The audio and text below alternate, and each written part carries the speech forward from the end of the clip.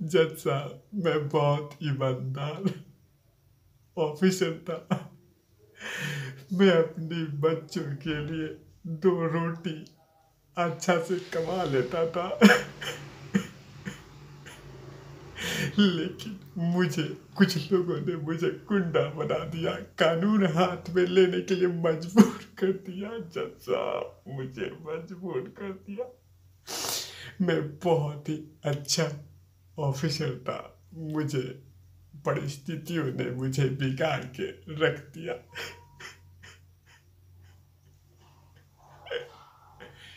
नमस्कार, आप देखें तिवारी भैया। मैं हूं वेद प्रकाश।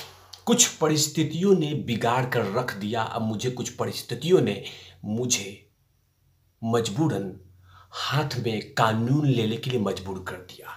ये तमाम बातें सचिन वाजे का था, अब वो भी अनिल देशमुख के वकील के सामने, कि मैं बहुत ही बेहतरीन और इंटेलिजेंट ईमानदार ऑफिसर था, लेकिन कुछ परिस्थितियों ने मुझे हाथ में हथियार लेने के लिए मजबूर कर दिया, हाथ में कानून लेने के लिए मजबूर कर दिया, और मैं गलत आदमी बन गया और अर्णव जैसे आदमी को घसीट के जेल में डालना शुरू कर दिया। लेकिन सवाल है कि आखिरकार सचिन वाजे को मजबूर किसने किया?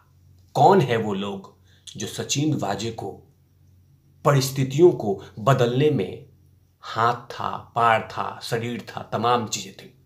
क्योंकि सचिन वाजे ने कहा है, और वो भी वकील साहिबा के सामने, कि मेरे सामने कुछ परिस्थितियां ऐसी आ गई थी कि मैं जबरन ये सब काम करने लगा, क्योंकि मैं बहुत ही ईमानदार, स्मार्ट, इंटेलिजेंट पुलिस ऑफिसर था। तो सवाल है कि आखिरकार कौन कह रहा था कि जाओ मुकेश अंबानी के घर के बाहर में बम लगा दो? सवाल है कि आखिर कौन कहता था कि जाके बाढ़ वाले से पैसा लेके आओ? आखिर वो कौन था जो ये कहता था कि हाँ, सब्जी वाले से पैसा लेके आओ? ये तमाम सवाल लगातार देश की जनता जनार्दन पूछ रही है कि सचिन वाजे के पीछे में आखिर कौन था जो लगातार ऑक्सीजन दे रहा था, लगातार सचिन वाजे के फूंक रहा था कि सचिन वाजे ये करके लेके आ, सचिन वाजे वो करके लेके आ, सचिन वाजे ये करके लेके आ। ये तमाम सवाल देश की जनता जनार्दन पूछ रही है, क्योंकि वो भी सचिन वाजे ऐसे नहीं कि ऑफ रिकॉर्ड बोला है, प्रत्यक्ष रूप से सचिन वाजे ने कहा है कि मुझे मजबूर किया गया ये तमाम चीजें करने के लिए। ये तमाम बातें कोर्ट में जज साहब के सामने, वकील साहब के सामने और एक आयोग के सामने जब पूछताछ चल रही थी, और ये सवाल पूरा देश जानना चाहता है कि आखिर सचिन वाजे के पीछे है कौन जो सचिन वाजे को लगातार इस्तेमाल करके वो तमाम काम कराना चाहता था जो कानून के दूसरा रूप में, मतलब कि कानून को हाथ में लेने के लिए कहा। सचिन वाजे ने कहा था कि हाँ, मैं एक ईमानदार ऑफिसर था, मुझे जबरन कहा गया कि ये सब चीज कीजिए। लेकिन सचिन वाजे ने एक चीज गलती कर दिया कि नाम नहीं लिया, उस संगठन का नाम नहीं लिया, उस आदमी का नाम नहीं लिया जो लगातार सचिन वाजे को ऑक्सीजन फूंक रहा था, ऑक्सीजन दे रहा था, अब वो तमाम काम कराना चाहता था। या तो सचिन वाजे खेल खेल रहे हैं या बात को घुमा फिरा रहे हैं। लेकिन एक बात तो है, सचिन वाजे ने पूरी तरह से क्लीन चिट दे दिया है अपने बॉस को, मतलब परमवीर सिंह को, आईपीएस ऑफिसर टिंग टोंग। उनको बोल दिया है कि वो एकदम बिल्कुल अच्छे आदमी है, कहीं पे भी कोई गलती नहीं है। यहां तक कि मैं जब उगाही करता था तो मेरे सामने आके सचिन वाजे कहते थे कि हाँ, परमवीर सिंह आके कहते थे कि ये गलती काम मत करो, ये पैसे उगाही वाला काम मत करो, ये गलत है। ये बात परमवीर सिंह आके सचिन वाजे से कहते थे कि ये सब चीज काम मत करो, ये गलत है। मतलब कहीं ना कहीं सचिन वाजे का वो बयान परमवीर सिंह को दिल को ठंडक, सुकून देगी, क्योंकि लगातार सचिन वाजे पे, लगातार परमवीर सिंह पे ये सवाल उठ रहा है कि बस जो 100 करोड़ का मामला है उसमें परमवीर सिंह भी शामिल है। लेकिन एक तरफ सचिन वाजे के बयान ने खूब नींद और राहत की नींद परमवीर सिंह को दिलवा दी।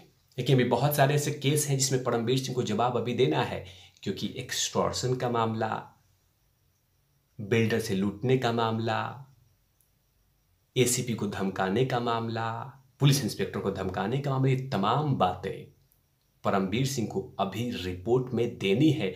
और खासकर अभी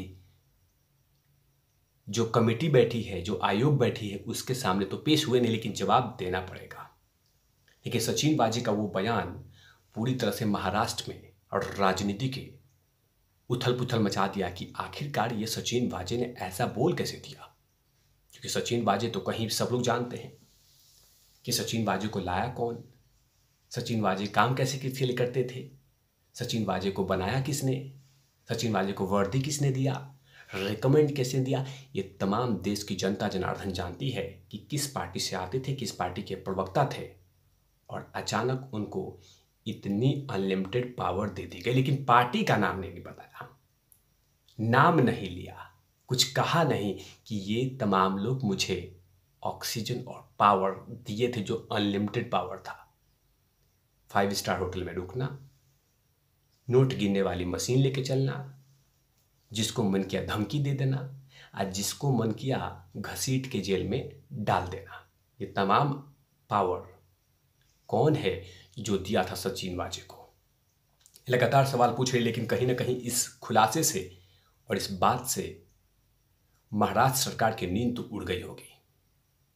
क्योंकि जाहिर सी बात है, इतनी बड़ी बात बोलना कि मुझे इस्तेमाल किया गया, मुझे यूज़ किया गया, और परिस्थितियों में, क्योंकि मैं बहुत ही ईमानदार ऑफिसर था सचिन वाजे, या तो ये घुमा रहे हैं या तो खेल रहा है। लेकिन कहीं ना कहीं जो स्टेटमेंट है, बयान है, वो आने वाले भविष्य में परमवीर सिंह के लिए राहत की खबर देती है, लेकिन महाराष्ट्र सरकार के लिए चुनौती दे दिया है।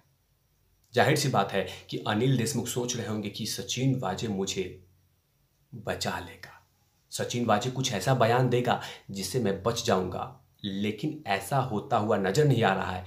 जो बयान दिया है वो पूरी तरह से अघाड़ी सरकार के लिए झटका है, और अघाड़ी सरकार को मजबूरन सोचने पर मजबूर कर दिया है कि आखिरकार ये व्यक्ति, ये आदमी ऐसे कैसे बोल दिया। क्योंकि इसको तो ऐसा बोलना ही नहीं चाहिए था कि एक तरफ परमवीर सिंह को फंसाने के लिए लगातार महाराष्ट्र सरकार मेहनत कर रही है, कोशिश कर रही है कि ये जल्द से जल्द परमवीर सिंह हत्थे चढ़ जाए, लेकिन सचिन वाजे ने एक सर्टिफिकेट ऐसे दे दिया है जिसमें अब फूले नहीं समाएंगे परमवीर सिंह।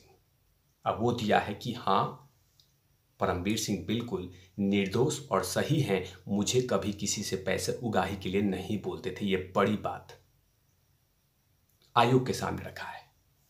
लेकिन अभी देखना होगा कि भी बहुत सारे खुलासे भी बाकी है, क्योंकि अभी सीबीआई भी पूछने वाली है, अभी बहुत सारे बात आने वाली है। क्योंकि अभी परमवीर सिंह आयोग के सामने नहीं बैठे हैं, जो महाराष्ट्र सरकार आयोग की गठित की है उसके सामने अभी आए नहीं है, लेकिन जल्द ही आने वाले हैं। उसके बाद भी बहुत सारे खुलासे होंगे। तब तक के लिए आप देखते रहिए तिवारी भैया। मैं हूँ वेद प्रकाश, कैमरामैन धूल लाठी के साथ। Over and out lovies.